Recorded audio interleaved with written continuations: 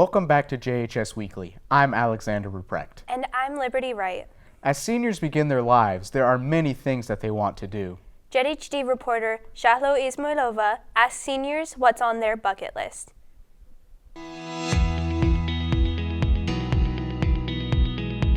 After I graduate from high school, I'm really thinking about joining the Marines to be a physical therapist or an EMT, and I really want to try the UFC. I want to go to college, probably study psychology, and then focus on that job. After graduating high school, I'm going to attend the University of Missouri, and after that I plan on going to law school up in Columbia and becoming an attorney. I will be attending Missouri Southern State University, and after 1 year I'm going to join the Air Force. In my bucket list, I would love to hopefully visit New Zealand, Spain, or Portugal. Mainly interested in the different kind of foods they have to offer. It's more exotic to what we have here in America. Do you have anything on your bucket list? Not really. Just trying to finish off school. Live life to the fullest. YOLO. The Joplin High School Marching Band has begun preparing for their next marching show. JHD reporter Justin Carey talks to the members to see why they're preparing so early. Fall is several months away, but the Joplin High School Band is already preparing for competition season. Assistant Band Director Doug DeSherry says there's a lot of moving parts that go into planning for a marching band show. We've already decided on the show and what the theme will be. We've contacted the gentleman who's going to be writing our music. We've already acquired our props for next year.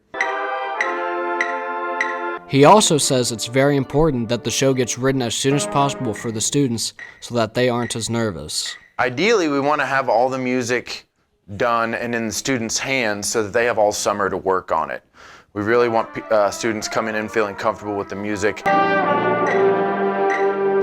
While the band directors have to get ready on their part for the season, the student leadership team also has some getting ready to do for their fellow band members.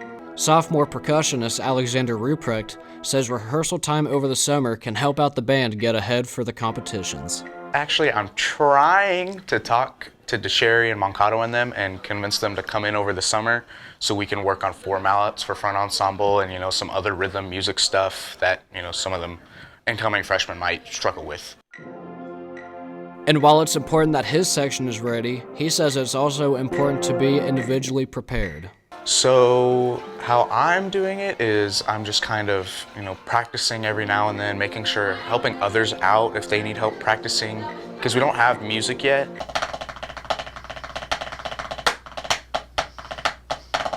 Joplin's fall season officially begins on September 20th when they compete against 19 other area bands at Carl Junction's Bulldog Stadium.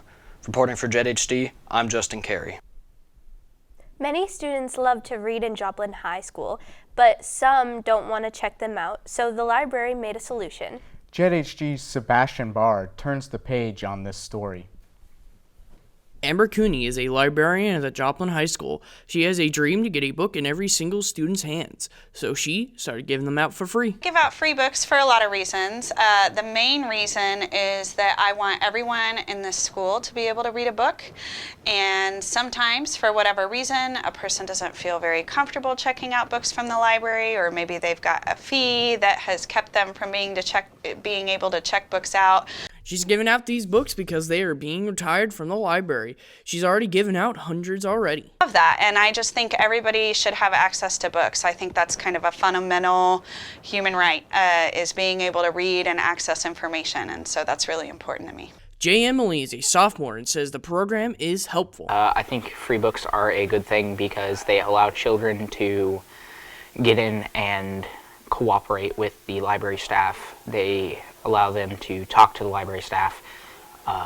It gets them into reading and enriches their life.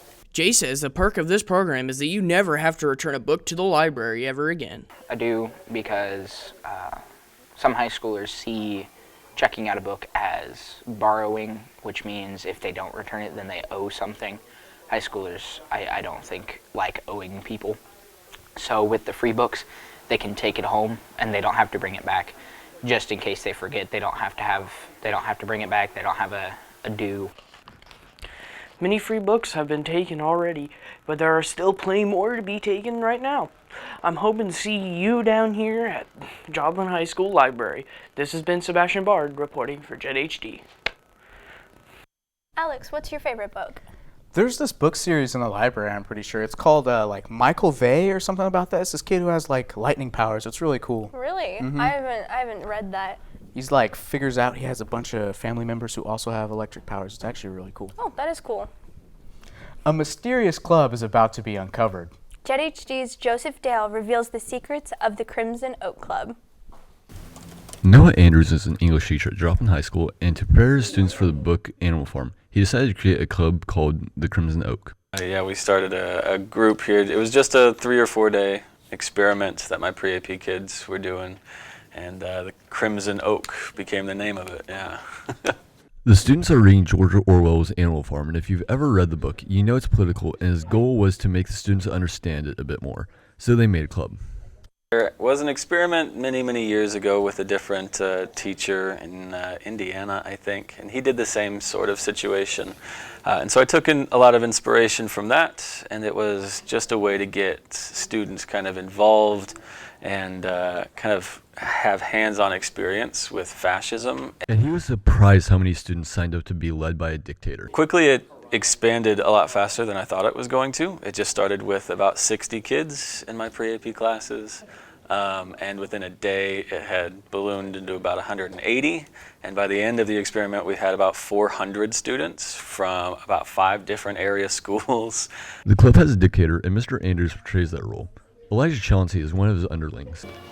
As a high branch, I was essentially in charge of, or not in charge of, but I was one of the people that was in charge of recruitment and just kind of spreading the word about it, you know, trying to put a positive light onto it. And do you think more students could fall for this? Absolutely. Things like that are usually very well hidden.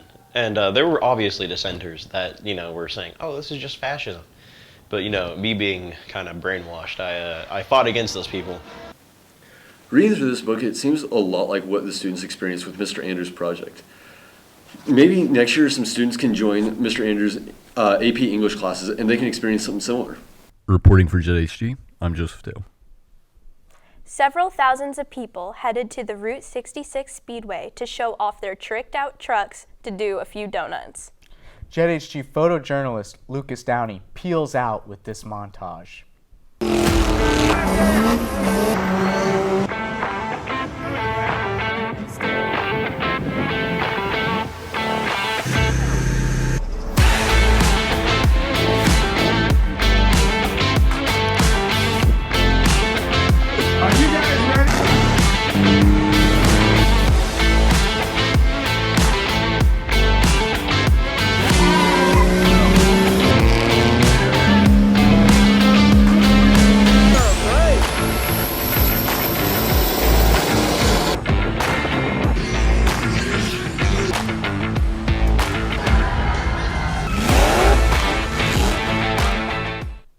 Those were some really cool trucks. Those trucks were pretty cool looking, and they were like spinning around and doing all that junk out there. I would have loved to see that. Would have been so cool. Could you imagine being behind the I know. I would feel so powerful. This has been JHS Weekly. Thanks for watching.